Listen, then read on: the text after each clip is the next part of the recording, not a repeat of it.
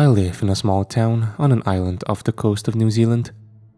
And I don't think anybody except our own townspeople know we exist. Yes, New Zealand, the place our brother country Australia says is full of sheep f***s. The place America thinks is Australia. And the place the world thinks is next to Atlantis and opposite Narnia. All of that is nonsense, of course. Save for the fact we do actually have sheep f***s. Not sheep f***ers as in sheep shaggers.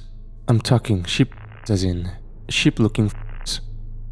Okay, I'll cut the expletives out from now on, because what I'm about to divulge is a serious life-or-death situation involving Maurice, the curly man-sheep that ate my friend's arm. More importantly, I will cut the language because the Aussies started the swearing business first, for the record, and we're better than that.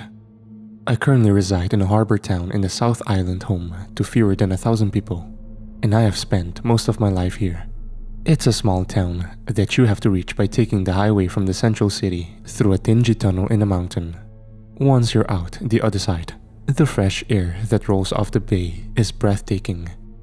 Most of the houses here face the small bay in the middle. The buildings sit staggered in height from the mountainous ranges down to the seagull squawking body of water beneath. I hope I'm not painting a picture of Greece at the moment, because it certainly isn't that. A lot of the houses are severely weathered, and some are still wearing scars from the earthquake that shook them a decade earlier, something that wasn't kind on cliffside homes. But despite this, little is where I call home. When you finally come out of the mouth of the tunnel and stare into the crystalline blue below, when you finally take in that fresh air, when you finally witness her charm, it puts you in a trance. That's why I've stayed. A few years ago though, the only tunnel in and out of the town collapsed. To this day, it's still closed. Everybody that once lived here still remains here. Everybody that had owned a boat by the port has taken off and never returned. Some have tried to simply climb over the mountain and cascade down the back to the main city. Police had found their bodies scattered in the scorching afternoon sun between flower beds and daisies. Something is stopping people from leaving the town that way too. I've had a handful of people arrive at my doorstep asking me to deliver letters for them to the outside world. They told me they had tried to throw a message in a bottle into the water, but something enormous always managed to swallow it up before it disappeared into the horizon. In summary, we're stuck, and everyone is growing tired of one another. Especially tired of Jim. No one really likes Jim. Coincidentally, the date of the collapse of our tunnel was around the same time Maurice, the man-sheep, started being spotted around town. Oh, and Mrs. Laundry's cats turned translucent. Cool in theory, horrifying in person. I'm beginning to think something locked down Little on purpose. Everyone knew me as Cafe Cole during the time after the tunnel collapsed, but before the strange occurrences began. When the golden sun was still hanging low over the misty bay, my morning as the little postman began. Zigzagging around the houses that met the water was the easiest stage, before I had to climb the roads to reach the letterboxes that were darted up the mountainside. That's how the nickname came in. The job was tough on the legs, that's for sure, but damn, were they toned. Cafe Cole. Thomas, real name Timothy, but let's not get into that, is my scraggly black-haired and gawky postage partner. I always start my route at the bottom of the town by the harbor with my bundle of letters and work up. He starts at the top of the hill and works the roads downward toward the bay. We usually meet around the halfway point outside Fritz's pizza joint. However, that mid-morning, the same morning that I had seen the pant-wearing pig walking on 2 legs by the pier, Thomas was a no-show. I was of course already winded from my route and hot red with a clenched fist, having to climb up the rest of the way to try and find the lanky son of a bitch. "Good day, Cole." My stick for a partner was yelling at me from upon the grassy hilltop overlooking the city. "Tom? The fuck?" I called back. "Sunshine sure is lovely up top, man." His figure was a thin silhouette against the backdrop of the lamp in the sky. What happens? He threw a thumb over the back of his shoulder. If I just hike down the track back to the city, leave little. Haven't you heard? People don't come back. Ain't that the point? I couldn't see a shadowed face, but knew he was smirking. The wind blustered up my coat and took away some of the heat that the summer daylight had left on my skin. Just calm down. It isn't safe. He was shaking his head. You know, maybe it isn't, but it sure as shit beats living here, Cole. Something weird is going on. Why hasn't anybody come for us? Clouds began to roll over the sun, and I briefly caught a look of his gaunt face. Melissa from the pizza place tells me every time she turns on the TV, static or no static, the room begins to feel heavy, like a magnet is in the ground, pulling everything down twofold. She told me it hurts to even walk when it's on. He lit a cigarette. Oh, and the letters, Cole. The damn letters. If you haven't noticed, the tunnel fucking collapsed. So tell me, friend, where are all the goddamn letters coming from? I wanted to say something. In fact, my lips may have moved to begin to form words. But deep down, I knew he was right. How was there so much mail anyway? Tom tucked his smoke between his lips before he swiveled his side back to his hip. Let's find out, shall we? He pulled out a singular, card-sized envelope from one pocket. Don't, Tom. We'll lose our work. He tore the paper sleeve open. Listen to yourself, man. The contents were in his hands then, his eyes scanning the words on the paper within. He was mumbling quick, unformed words as he read. Thick muscle meat? Yup. Bones? Grind? Yup. What does it say? I asked. Tom slowly folded the letter back into the torn sleeve and deposited it back inside his mail bag. He threw away his cigarette butt onto the uncapped grass before he came cascading down the hill in a jog back to the road.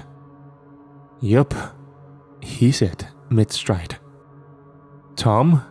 I asked to his back as he was already walking back down the hill without saying a word. All the spirit he had for leaving little had escaped him with whatever he read.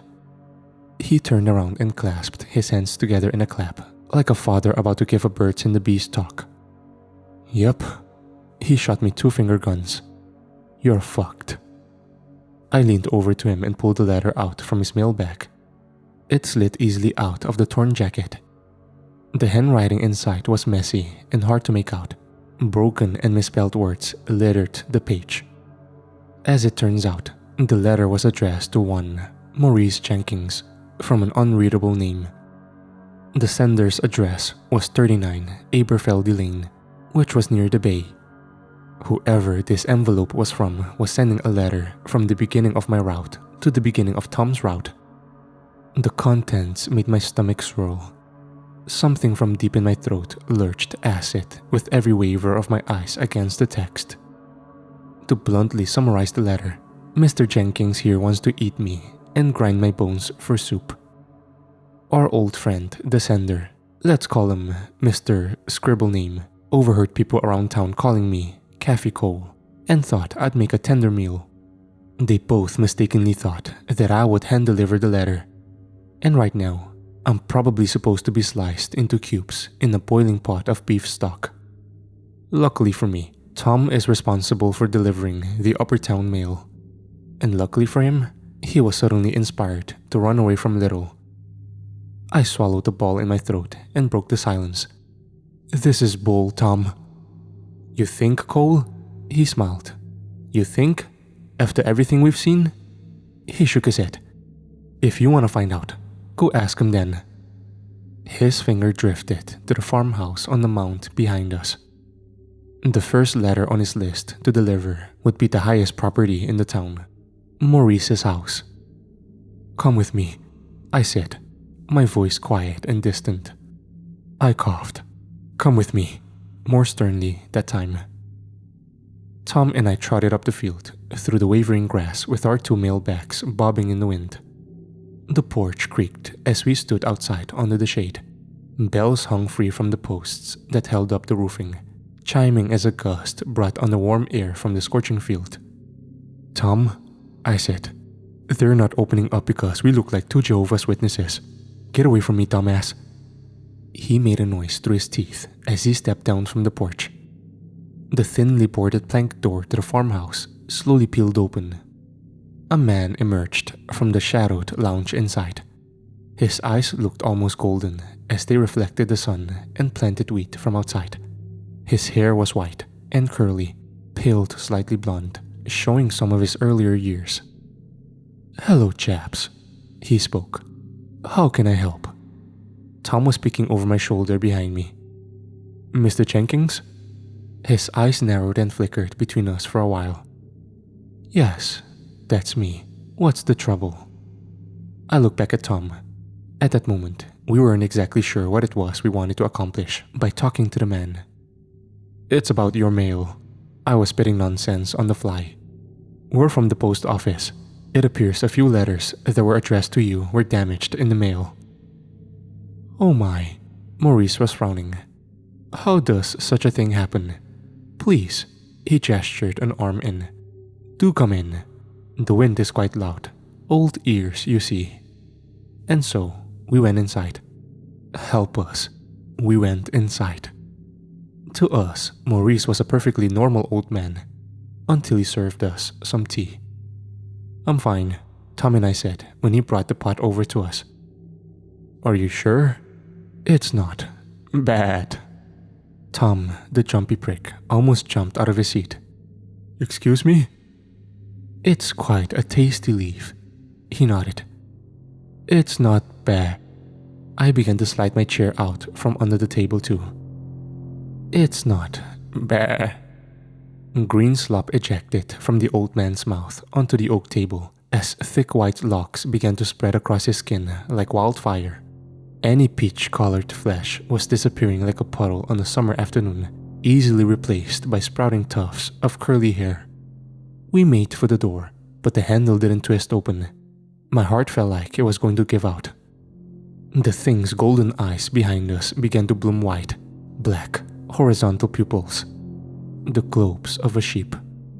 Tom was kicking the door to no avail, and the beast was at his heels. I made a right for the hallway, tumbling over fallen chairs as I went. Tom saw where I was going and tried to follow me, but he was too late. The snout of the thing clasped over his forearm like a metallic brace. Teeth once meant to chew grass dug into his flesh like it was wet mud, snapping and cracking his bones loudly, and in one spurt of hot pain like fireworks inside of his skin. With one quick hurl, I threw the boiling tea over the beast's eyes. It began screaming like a man, screaming like a wild dog. But it was already too late for Tom. His arm had come free from where it had once been, syrup strings and nerves. It was tossed onto the floor, alongside his mailbag, staining the letters he had yet to deliver. The thing's rotten bedroom smelled like decay. I tossed an elbow into the window, letting wind bellow throughout the dusty farmhouse. Tom and I managed to roll out and jog back to town. I'm glad Tom left that afternoon, for if he hadn't, I would be alone. And worst of all, it would be a real bitch to deliver double the letters. Those are about all the wild things that happened to us that afternoon. I want to come back to tell a few more stories though, for there are many more. If I were to tell you of the oddities of this town, I wouldn't know where to start. I heard from someone that the water here is beginning to freeze from the taps, no matter how warm it is out. Someone else told me they've seen a few men in spacesuits patrolling the hills at midnight with flashlights. I don't know why the tunnel is still blocked off after all this time. I still don't know why Mrs. Landry's cat is reportedly see-through. Hell, or why people in our town are turning into unrecognizable horrors. For now, I need to deliver some mail. Postman Cole. Hi there, Postman Cole again. I am responsible for delivering mail to the lower half of our strange bayside town of Little. Mind you, there's quite a lot of mail for a place where the only way in and out of the town has collapsed, the highway tunnel. This happened a few years ago, trapping all residents inside the bay. Did I mention that there probably are a few beasts living around here, which have elected to communicate by archaic scribbles? So yeah, I'm quite busy as a postman. But apparently, according to Mrs. Landry, I am also the police. The old lady came barging into my post office at around 8:15, carrying her arms in a cradle. What's the matter, Mrs. Landry? Oh, it's about my cat. I want to find out what's wrong with her. Her wiry eyebrows danced as she spoke. She was one of those eyebrow dancers. The pile of letters that I pushed to the side looked like a sad, flattened snowman. Where is she? She's here, honey. Her eyebrows were jumping. They were waltzing. No cat. Of course, there was no cat. Oh. I put my hand over the back of hers. I'm sorry for your loss, Mrs. Landry. Her eyebrows flattened to a frown. Is she? I looked around the room, pretending to see spirits. Is she with us, here in this room? The woman's expression looked as if I had just torn up her winning bingo card.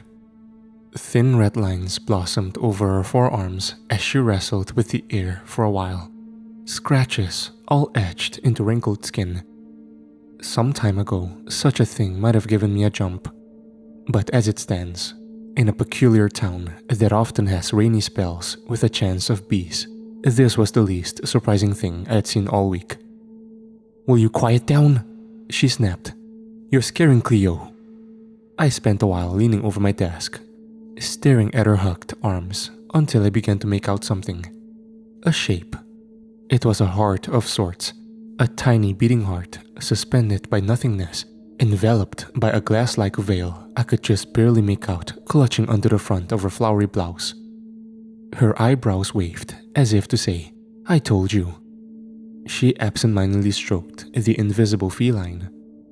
Alright, so I guess I'm Cole, postman, beast slayer, translucent pet vet extraordinaire. Listen, I'm sorry, Mrs. Landry, but I'm not the authorities. I'm just a mailman. Have you tried taking it up with them? Oh dear. She shook her head. How I've tried. I can't make it to Upper Town, not on these old legs. So I sent my granddaughter. She said the place is closed shut, but they're undergoing some sort of maintenance at the station. Again, I began sorting the envelopes by address.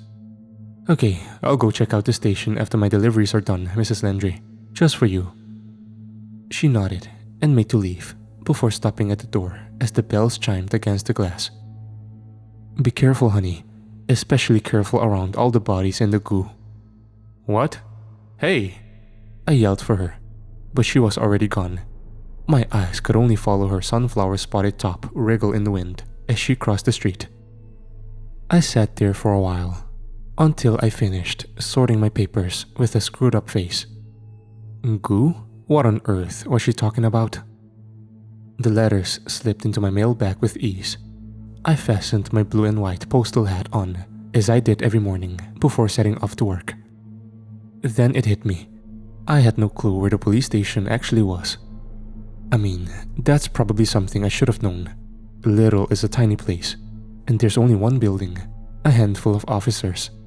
On the other hand, there weren't any maps of the roads here. We were just expected to know where everything was. Had it been because I only worked the bottom half of the city, close to the bay? Those streets I knew like the back of my hand. Nevertheless, with a face that was still stuck sour, I fastened my bag around my waist and stepped out onto the hot summer street. I didn't know where the police station was, but I knew exactly who would. On my jog uphill to the hospital, between my odd delivery, I had seen the usual weird things that had begun to sprout all across town. For one, outside Sleepy Bear Daycare, a few streets down around the block, I was stopped by a cacophony of giggling, which was nothing new, of course. But what was new was the splashing, loud, fun splashing. I turned my head to find that the kids had spilled out of the center, with leashes in their hands, taking toads that were as big as my head out for a swim in the nearby fountain. I thought more people would stop and look. Was I the only person seeing this? I suppose I did get a snort from an elderly man as he made his way past me. Huh, children these days, he said, before proceeding to walk into the horizon that faced the sparkling sapphire water of the bay in the distance, using only his cane as an aid, which for the record was an onyx black cobra. It slithered on the small space below his feet as it met the ground, propelling him forward or not, I'm still not sure. The strangest thing of all might have been the balding man I spotted on Western Ave. He was in his 40s, the sun beaming down and shining off the space between his thin strands of blonde hair. He had begun to gather a crowd around a large red fire hydrant. He had spray painted an off-white bone. According to his yelping voice, along with his preaching grand gestures with his hands, the end was nigh. The water that once flowed free from our taps had turned to ice. Fish had begun to migrate upstream into our toilets. And for just $2, we could be blessed by drinking from the pure, untainted, non-apocalyptic water of the Western Ave fire hydrant. But no, of course, that was just Jim. Yeah, he had been doing that sort of thing for a while, longer than the tunnel had been collapsed. We sort of just moved around him on the sidewalk, as you would a toppled tree or a spot of bird droppings. People were getting really tired of Jim. When I had finally reached the hospital, it was around 11:15. Tom was sitting up against his hospital bed, his face even more pale than usual, with skin feverish and dotted with beads of sweat. Below him, what remained of his arm bandaged in a white sling. "Took you long enough to come visit?" he croaked. I sat on the chair beside him. "Glad you're good, Tom. Listen, I need your help with something, man." His frown was even more furrowed than Mrs. Landry's. "Cole? The hell, man? I'm missing a goddamn arm over here." Yeah, right. No, I get that." I sighed. "But it could be worse. We could be missing our jobs." We sat and talked for a while. He was understandably angry, but I told Tom that there was something going on at the police station. I explained that we needed to check it out before Little's society inevitably collapsed into lawless chaos, and chaos was no good for postage deliveries. No postage deliveries meant no work, and no work meant we'll be shelling out the big bucks just to drink some fire hydrant water by the sidewalk. "You're insane, Cole." He began slipping on his shoes. "No, really, you're insane. I'll show you where the police station is, and that's it." I gave him a thankful "I owe you one" nod, and before long, we were off. The few blocks before the police building were deserted. Seeing oddities was one thing. Seeing absolutely none in Little after this long was something entirely different. It was harrowing. Before us at the end of Clive Street was the building. It was grand and towering. I suppose in Little, grand means it was 2 stories high with a garage.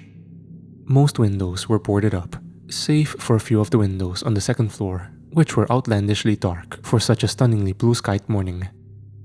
The door of the building rattled with a metallic clang as I knocked. No answer. I called out for a while, but no one opened up, just like the old lady had told me. I turned to my partner. "All right, lift me up onto the balcony."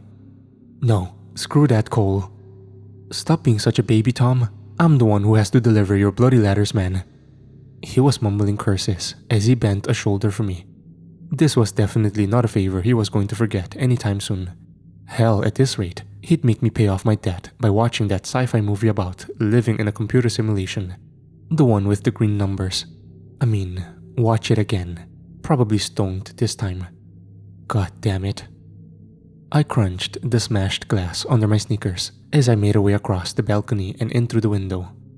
The first thing that hit me was the stench of rotten vegetables. Not human decomposition like Mrs. Landry had said, but it was foul. Secondly was the slime. It covered the walls, the floor, the ceiling. Big globs of sage goo that cascaded slowly with a viscous drip. My legs gave way as I began to climb down the stairs through the hallway. There was too much of the stuff. It was beneath my feet everywhere I looked. I almost came tumbling down through a window that had been luckily boarded with wood. I reached the front door from the inside and opened a handful of locks with a clack. The sun outside was blinding. When my eyes adjusted, I saw Tom staring at the green gunk on me, shaking his head with a pout, disapprovingly, like I was a toddler that had just crayonned the walls. He knew what I was going to say. "No way, Cole. But you need to help me though. Seriously, no way." "Fine, big baby." I hid it back inside. If I could find something, anything at all, that would tell me if there was still some law enforcement alive and working in Little, I would be satisfied. I had to know. I had to know if I needed to prepare for the worst. The fire hydrant water. Better start making friends with Jim early and get the discounts, you newly homeless bum. Hello? I called. There might have been an echo if the police station wasn't so inundated and insulated with green rubber. I went to turn the door handle to the armory. My hands came away sticky and coated. Wept. Inside the armory was a man slumped forward from his office chair in front of the security camera setup and beside the case full of guns. Below his neck was a tilted name tag. Rodney. Hey sir, everything alright in here? Nothing. My chest began to draw tight. Your civilian clientele have been spilling over to the post office for detective work. His face was sickly white, lips stuck shut, body probably cold, and his voice not even a zip. Probably fell asleep, huh? That's not static on the cameras, sir. That's just goo. Nada. Without warning, the back from his blue uniform began to peel free from the thickly coated seat. He turned his head to me, his eyes revolting, stripping free. Lime fingers slipped out of his pockets like that of a snail, and if he saw me, I couldn't know. He was only groaning with a liquid-filled throat, one overdue for a cough. Tom? I shouted. My ankle caught the leg of a body I hadn't seen lying there in the mushy green carpet. I went falling onto my back, crawling, then not at all, lying flat. I tried to scream for Tom from where I was, but my shoulders wouldn't unstick. My shirt wouldn't come loose. It was sage quicksand, swallowing me, eating me, and with each breath, it felt like my heart was giving out. I wasn't a postman anymore. I was becoming something different. Perhaps a paranormal investigator. And to be frank, as I stared up at the officer's hands, which hung loose as growing, swerving lime green anacondas, I kind of hated my job. I heard Tom's steps running. Bless him.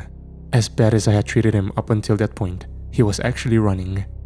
The arms of the officer had wrapped around my legs as thick, unkept grapevines. I could feel my muscles beginning to squish. My bones had begun to creak. They were about to crack. Fuck's sakes, Cole. Not this again. He sighed. The gun case in the armory. Tom elbowed the thing in the head as he pushed past into the room. The eyes of the beast went swinging like long lime pendulums. My post-stitch partner wrestled with the cage for a while, and before long, he turned around, aiming downside as if out of a western cowboy flick. Click, click, bang. Wet chunks of green coated my tongue, my throat. Click, click, bang. It wouldn't die, would it? But Tom's great shooting bought me enough time to clamber to my feet. We stood there, shaking for a while, watching the officer contort and grow.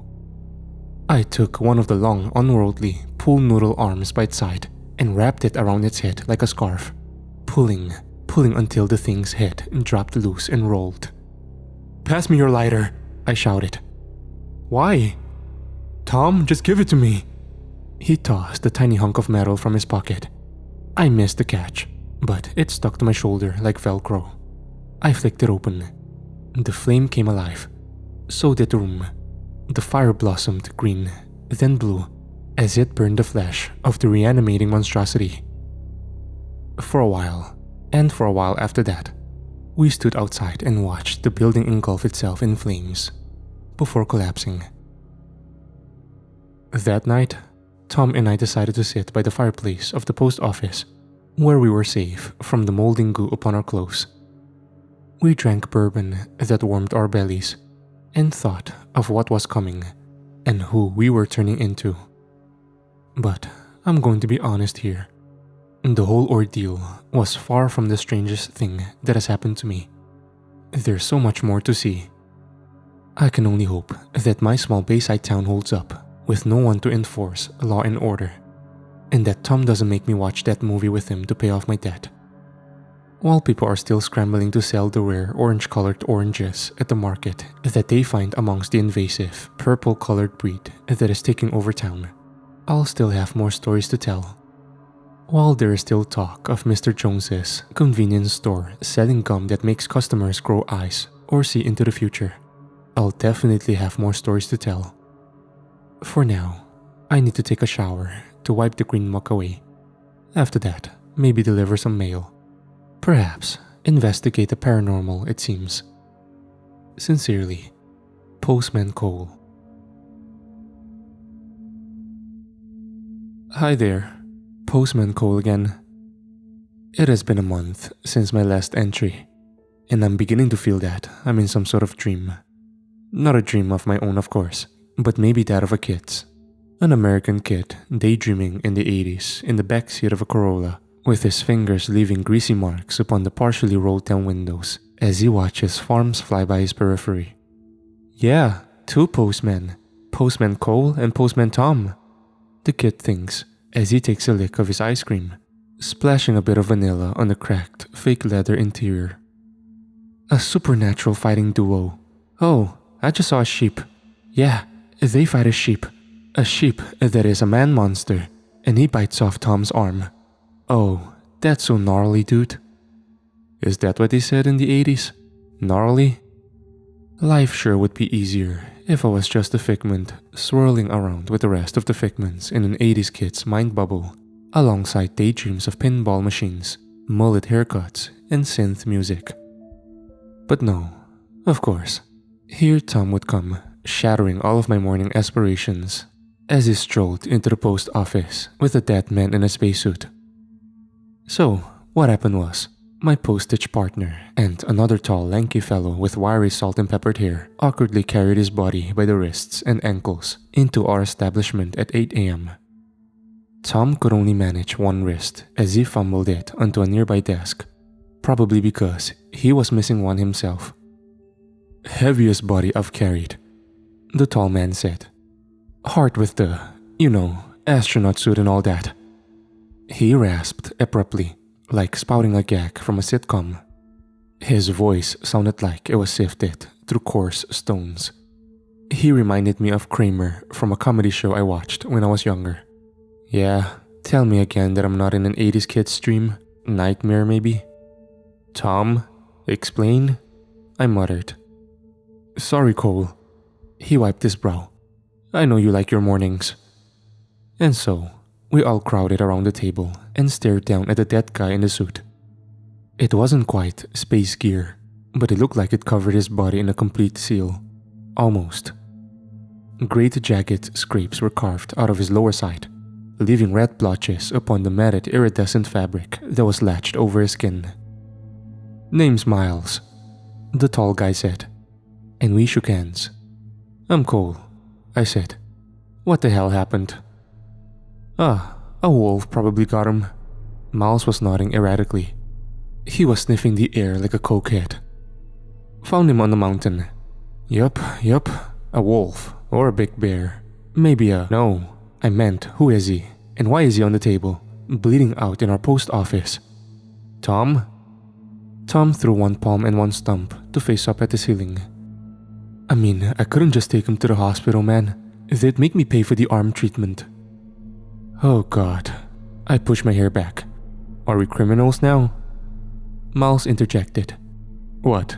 Think the police is gonna come knocking? Mr. Slimeballs for eyes and Detective Gooface? He sniffed. My eyes bulged open even wider. Tom? You told them about the police station? The lanky guy's long fingers dug around the back of the spacesuit's helmet. Hope his head doesn't pop off with this thing. He tugged. I swung my arms wide in a cross shape. Okay, time out. Miles let go of the body and slinked back. He pulled out a long purple taffy and began chewing into it, disregarding the blood-encrusted fingernails of his that were so close to his lips. Suit yourself, man. Suit yourself. He nodded an uncomfortable number of nods. Got a bathroom around here? Doors jammed at the moment. Could try the building next door. I lied to him, grasping the cold metal toilet key in my coat pocket. The lanky man sniffled and made his way out the front door. "Alright, Tom, explain. Quickly." He opened the canvas of his open hand and began drawing with one finger as he mapped out his morning. "We started here, the top of my route." His pointing finger touched the base of his pinky. "And here I see this guy, Miles, screaming bloody murder." He tapped his thumb before drawing to the tip. "So, I climb up the hill with him. And here's this dead guy." Tom looked down the table. "We get to talking, and he kinda looks like one of the spacesuit wearing gents, the ones from those rumors spreading around town. They apparently patrol the hills with lights when the sun's gone, not letting anyone out of little." "Why did you bring him here?"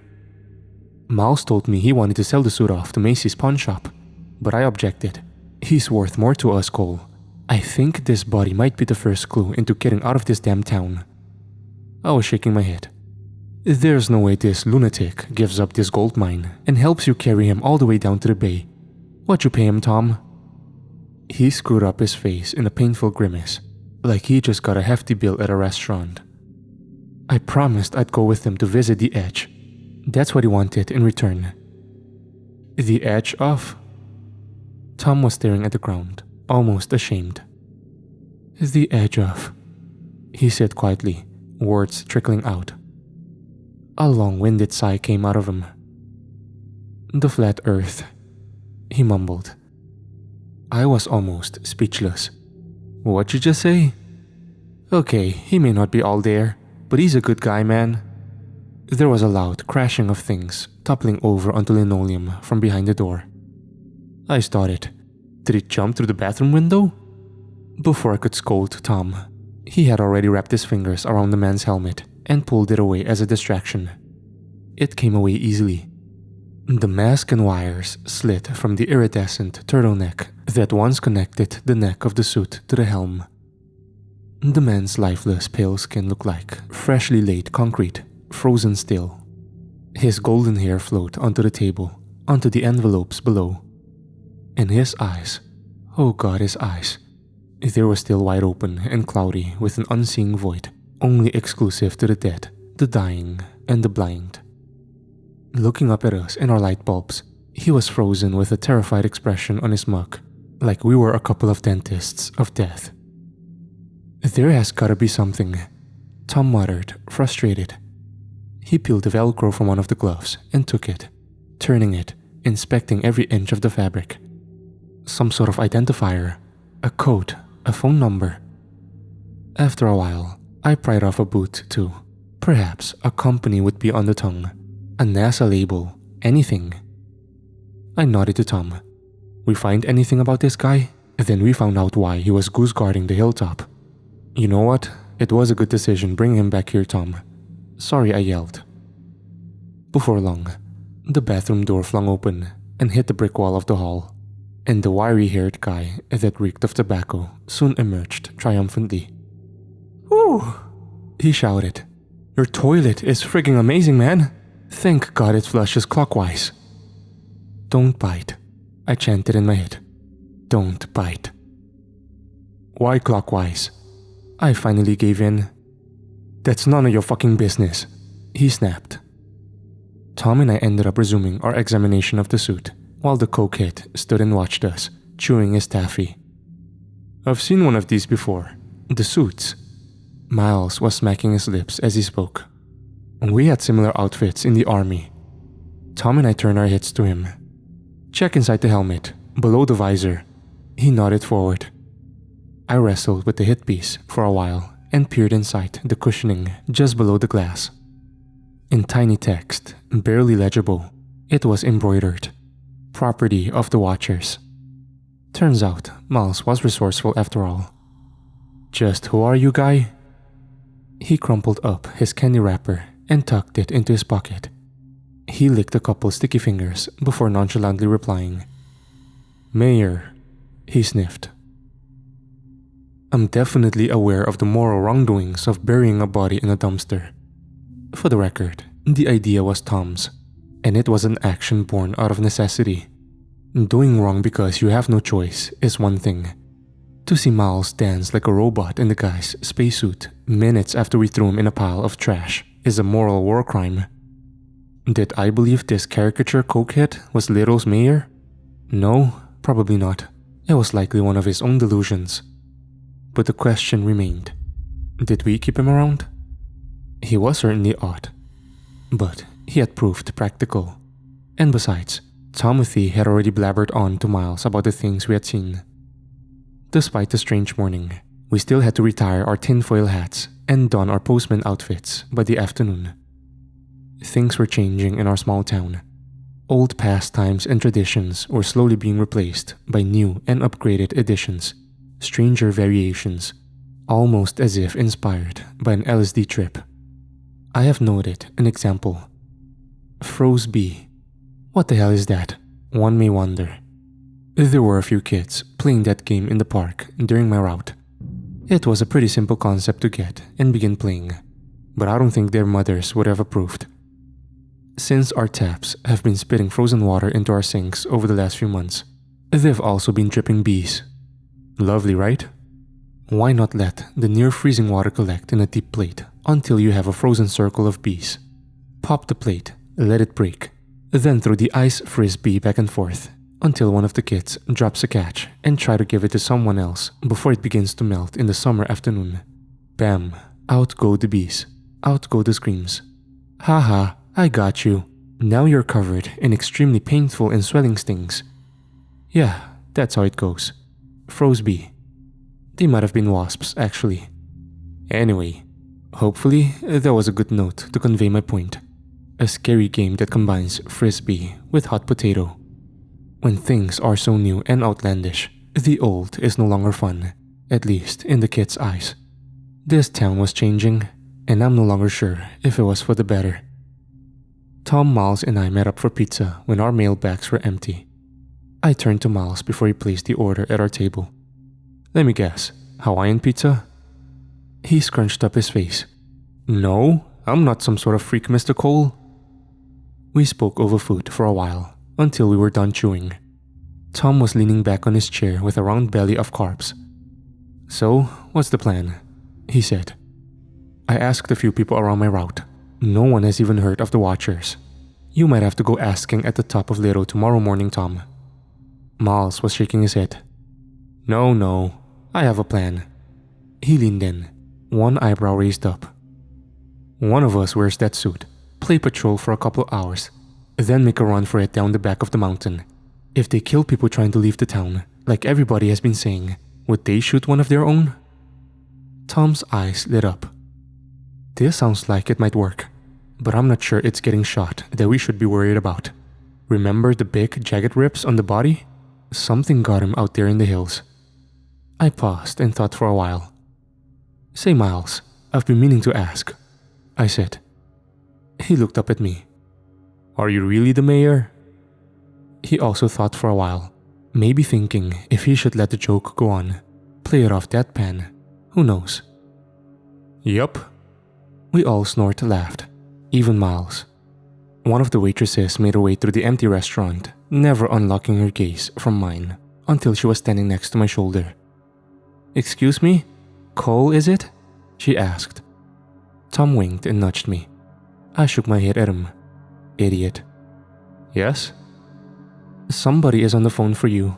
Says it's urgent. I followed the lady to the back of the kitchen, while the guys at the table looked at me like I was getting dragged to detention. One of my hands held the curled, old-school cord. With the other I held the phone to my ear. Hello? Cole speaking. Cole? A woman's voice was distant, crackling in the speaker. Yes? Who is this? Cole, please listen to me. We haven't spoken before, but I need you to pay attention. Follow what I'm saying. This information is going to save your life. I gave a side eye to the waitress. Save my life? What are you talking about? I'm in a pizza place at the moment. Am I going to choke on something? No, Cole. It's about Dale. Dale? The man you threw in the dumpster. I swallowed my stomach. I could picture it in my mind's eye then, like a hot, glowing iron.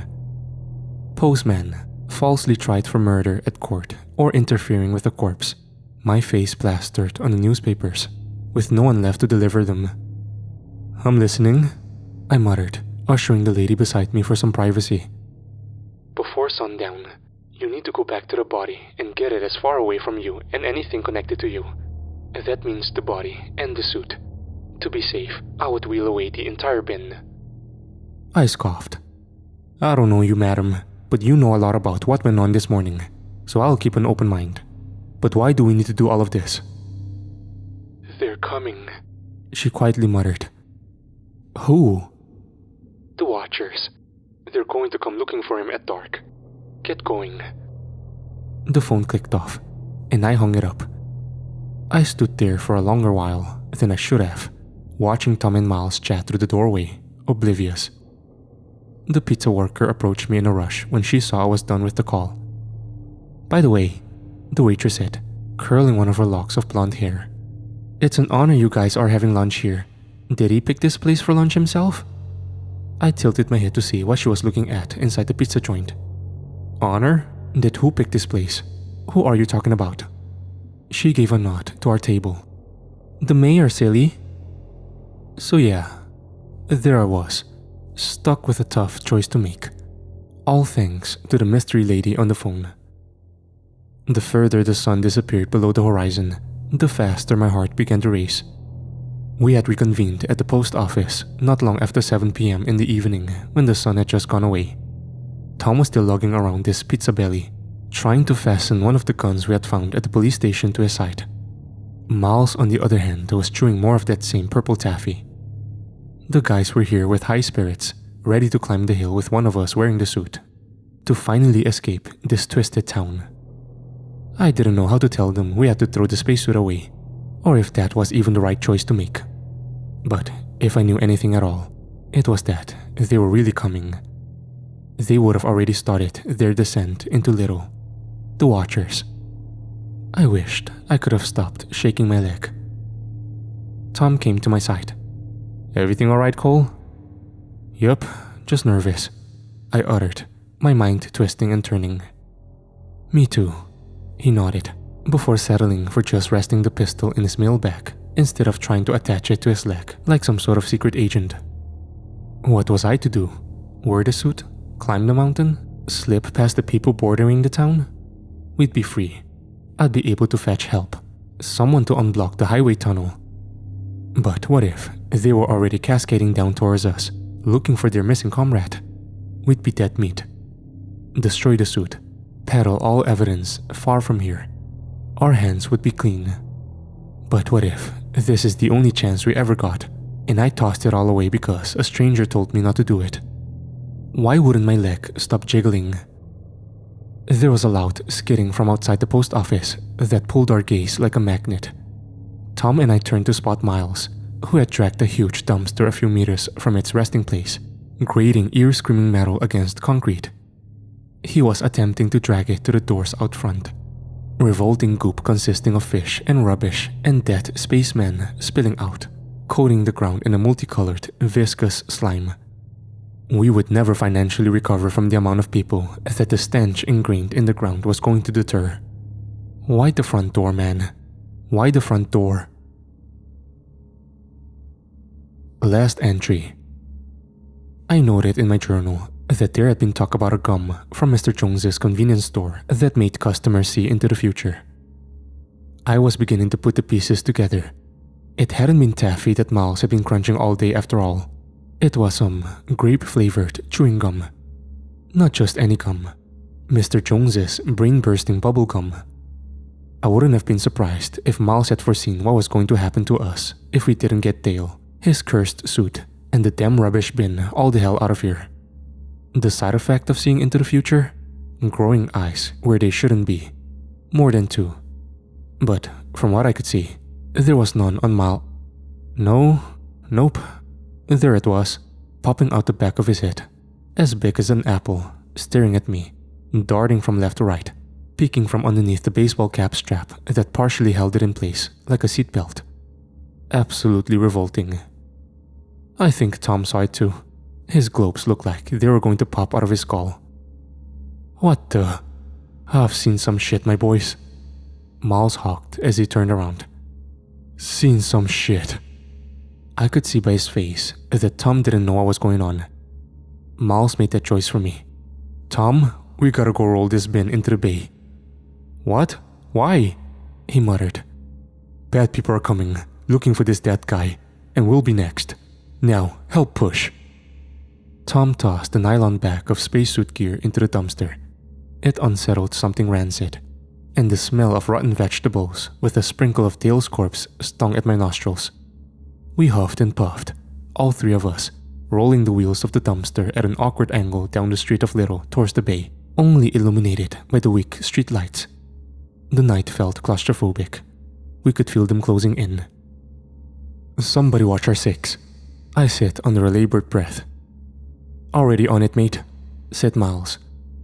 I gave a side eye to the pimple pupil on his head. All right, we kept going, pushing forward. A fear brewed in the back of my mind that we might struggle to keep it in our hands when going down the sloped highway. "Hey, do you guys see that?" Tom asked. Up ahead, a bright white light began to paint and scan the concrete. A flashlight. From an alley, a gun-wielding astronaut freak stirred, aiming down sights. "Get behind the dumpster!" I yelled. We ducked. A bullet bit a chunk of the edge of the bin out as metal sparks cascaded onto the concrete. Tom was struggling to hold the momentum of our cover. The wheels were going too fast. It was slipping from his hand. Miles had a good grip with both, but not for long. Another shot cut the silent street in two. This time, the bullet lodged itself in one of the wheels, and it began spinning. I took the pistol from Tom's mailbag, aimed around the corner and shot. That was the first time I had fired a gun. I had shot a lamppost.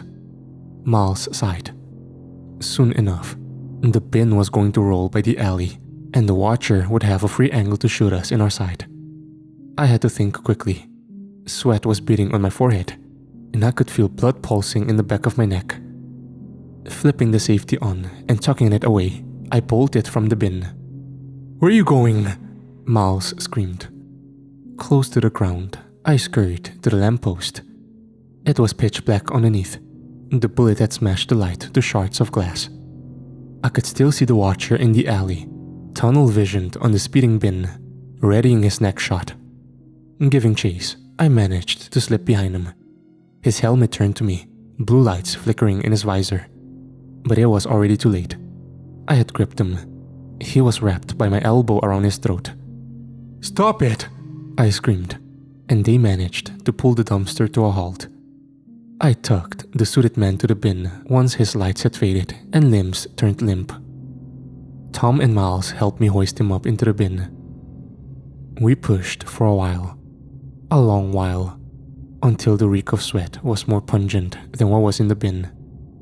At the end of Crescent Street, Tom finally let it leave his grip, and the dumpster rolled down the hill. It spun out of control, hit a wheel against the curb, flipped into the air, before lastly bouncing into the water of the bay in a giant waterfall. Clouds of seagulls flew into the horizon in a cloud over the sparkling moon upon the water. Something told me that was not the last time that we were going to be visited by the Watchers, whoever they were. At that moment, I guess I figured Mayor Miles wasn't so bad. Perhaps he could stick around a little longer. Help us figure out this 80s kid's nightmare. Until next time. Postman Cole.